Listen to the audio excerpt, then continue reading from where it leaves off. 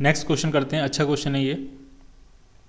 A particle is projected vertically upwards from A point A on the ground. ठीक है, कोई एक point होगा ए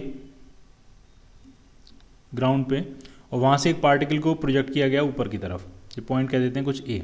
ठीक है, it takes t1 time to reach a point B but it still continue to move up. ठीक है, ये ऊपर की तरफ मूव कर रहा है, तो कुछ t1 टाइम में ये कुछ दूसरा पॉइंट है b तक पहुंच जाता है। यहाँ a से लेकर b तक कितना टाइम लगता है t1, लेकिन इसका मतलब वो रेस्ट में नहीं आया, वो मैक्सिमम हाइट तक नहीं है, मैक्सिमम हाइट नहीं है, वो अभी भी ऊपर की तरफ मूव कर रहा है।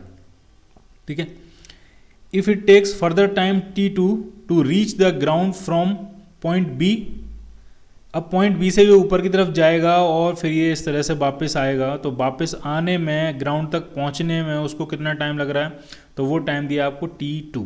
यानी ए से बी तक टाइम t1 और बी से हाईएस्ट पॉइंट तक जाके वापस आने में पूरा टाइम कितना दिया, t2। ठीक, तो आपसे पूछा क्या गया है, then height of point B from the ground. ये जो ए बी डिस्टेंस है, ये जो बी की हाइट है ग्राउंड से, वो आपसे पूछी गई, वो आपको निकालनी है।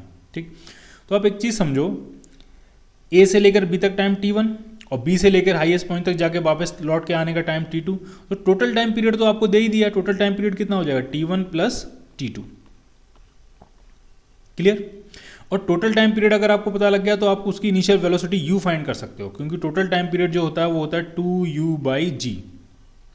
तो आप यहाँ से u फाइंड कर सकते हो, u कितना आ जाएगा, u आ जाएगा आपका g/2 times t1 plus t2।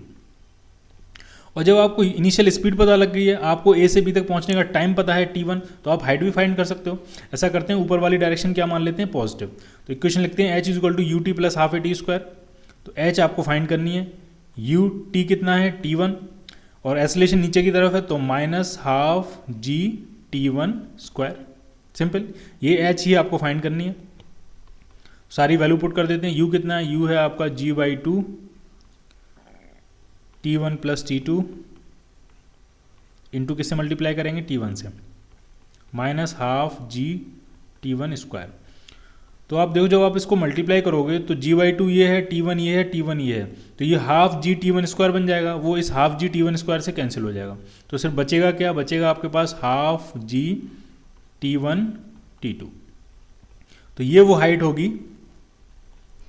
B point की ग्राउंड से, g t1 t2/2। कौन सा आंसर मिल जाएगा आपको, डी पार्ट। क्लियर?